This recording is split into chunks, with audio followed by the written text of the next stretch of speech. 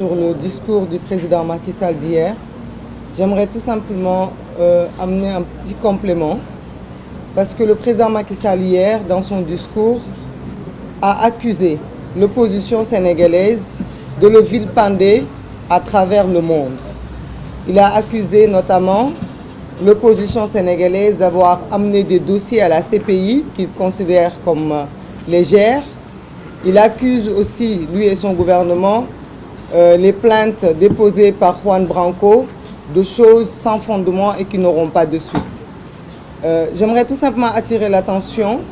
que le président Macky Sall, lui, peut adouber sa ministre des Affaires étrangères, Aïssata Tall Sall, l'encourager de faire le tour des plateaux télé étrangers, d'aller même jusqu'au Parlement européen, vilipender, c'est le mot, les forces de sécurité, parce que de là-bas, elle s'est permise de dire que ce qui s'est passé au niveau de violence n'est que de la légitime défense des forces de l'ordre et de sécurité, parce qu'ils étaient attaqués par des forces occultes. Mais par contre, la ministre des Affaires étrangères peut faire ça, mais l'opposition ne peut pas apporter ce dossier à l'étranger. J'attire seulement l'attention du Macky Sall, du président de la République Macky Sall, parce qu'il est encore jusqu'en 2024, que si nous nous sommes sentis obligés d'amener ces dossiers au niveau de la CPI et de l'international, c'est parce que nous n'avons pas une justice partiale. Nous n'avons pas de justice depuis mars 2021. Depuis mars 2021, des Sénégalais sont tués et jusqu'au jour où je vous parle,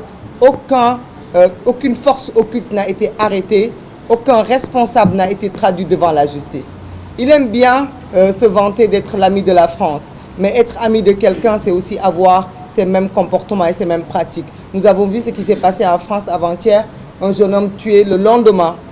il y a eu des sanctions contre la personne qui a donné la mort. Alors ici, nous avons plus d'une cinquantaine de jeunes qui sont morts depuis 2021 et aucune poursuite, aucune enquête digne de ce nom n'a été fait. Donc quand dans son pays, on n'a pas de justice, quand dans son pays, on n'est pas entendu, c'est tout à fait normal que l'humanité, parce que l'humanisme, tous les gens qui sont des défenseurs des droits de l'homme n'ont pas de frontières. Il doit comprendre que ce pays n'a plus de frontières. Il accuse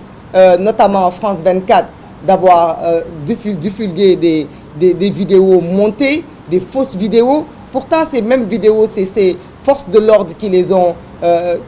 tout simplement jouées devant la presse nationale et internationale. Ce qui se passe est aberrant. Il accuse bien sûr l'opposition d'être violente, mais lui par contre, les violences qu'il exerce sur son opposition, ces violences-là, il n'en fait pas état. Je ne vais pas m'allonger sur le mandat. Li ma ci mën a wax tënk ci olof rek ci mandat bi te sama mbokk yi wax ko ci mooy président Macky Sall ay la yeween nee na moom du sukk ci ndab li. Dama koy wax nag ne ko ku sukkul ci ndab mënuloo séddale ndawal kon na génnee loxoom ci sunu ndab li na génnee loxoom ci ndawal li génnee loxoom ci gém bi ni ko xale yi di waxee. Amul pour choisir ay candidats, amul pour contrôler processus électoral, amul pour influencer ñi nga xamante ne ñoom ñoo nekk ci processus boobu. Loolu yëpp yoonam nekku ci na ko ci génnee. Li may wax nag di ko tëjee mooy moom du bokk président, loolu lañ wax fan yëpp ne nañ ko doo bokkam boobu tax na ba mu tëj ci ay nit, raylu ci ay doomu jàmbur, teg Sénégal ci fitna, delloo suñu économie à terre. Ngal la nag doo bokkam boobu bu mu ko transformé ak da ngay bokk par force, ndaxte nag doo bokk dafa gën a oyof da ngay bokk par force, parce que fii am na ñoo xamante ne dañuy war a bokk par force. Donc na éviter doo bokk nekkat day bokk par force, ndaxte nag day bokk par force bu fekkente ne dafa bëgg tere ay nit ñu bokk ci élection yi, loolu moom lañ koy abauger. Donc nag bu fekkente ne dafa ni jàmm lay wut, ñun de jàmm rek la ñuy wut. Sénégalais yëpp nañu xam ni wax dëgg yàlla lii mu def démb ñu ngi ko koy yéene woon nañ ko bu doon suñu sago mu def ko balaa démb, bu ko defee mu génn par la grande porte. Gannaaw nag lii yëpp weesu na itam tey toll nañu fii jàmm nag li koy indi mooy mu respecter les engagements yi nga xam ni moo nekk engagement du chef de l'État, respecter le calendrier électoral parce que waxu ci te loolu dafa am solo. Bu respecter calendrier, respecter ñi war a bokk processus bi, jàmm rek am Sénégal, ñëpp mën a vaquer à leur occupation. Maa ngi leen di jaajëfal. Merci, Cheikh Tidiane Youm. Après, Habib Sy va conclure.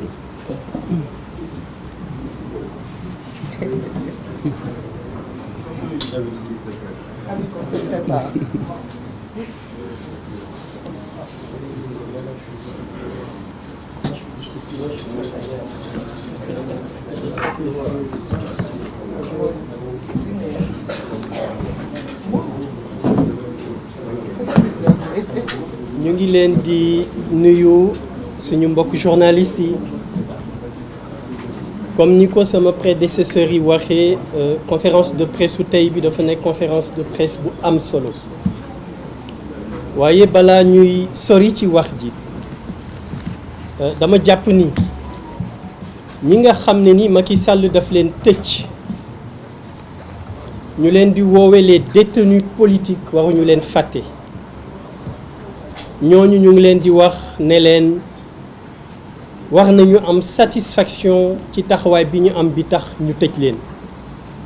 parce que boobu taxawaay contribué na ci pression bii nga xam ne ni moo tax ba le président de la République Macky Sall changé avis jël beneen décision donc du ñu leen fàtte tenez bon incha allah yàggatul bientôt vous serez tous dehors auprès de vos familles. Et je dirais tout ça pour ça. Pendant presque 2 ans, le président de la République, Macky Sall, a tenu en haleine le peuple sénégalais avec un mutisme légendaire, un silence expressif. Et dès ce matin, nous avons constaté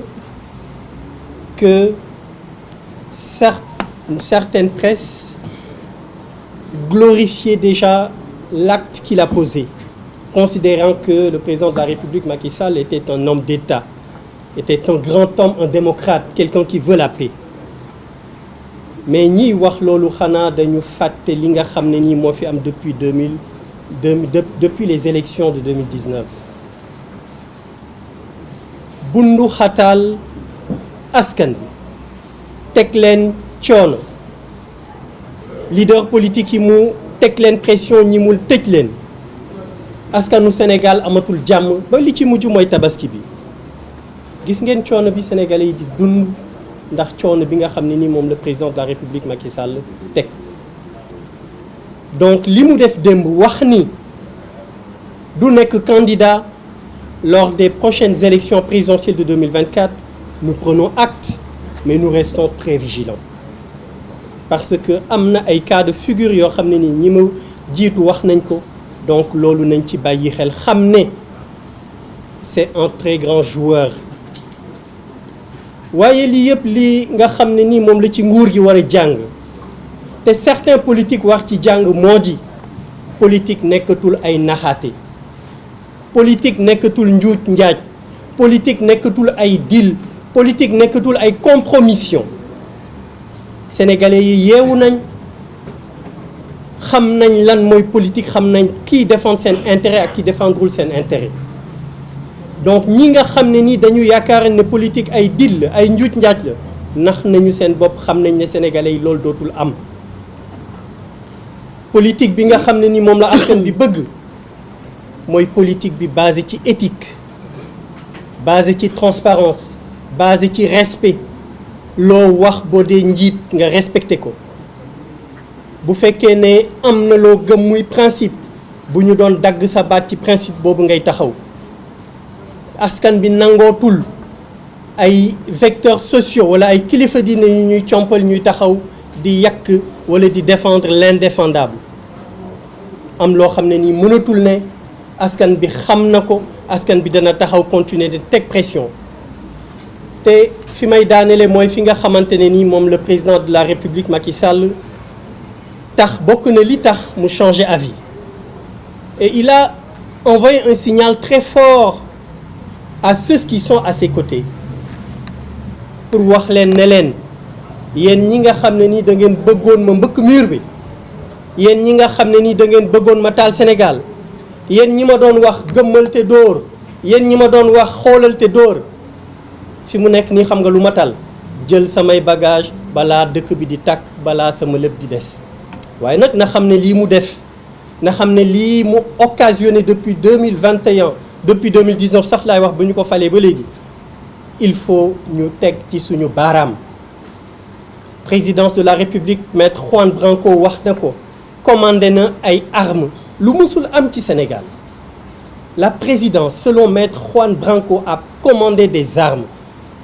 yooyu dégg nañ Pape Alé Niang li mu ci wax barke démb ay nervi lañ ko jox nervi yooyu téye ko utiliser ko rey ci ay sénégalais. Communauté internationale bokk na ci lu leen gën a alerter loolu ci la. Le dossier de la CPI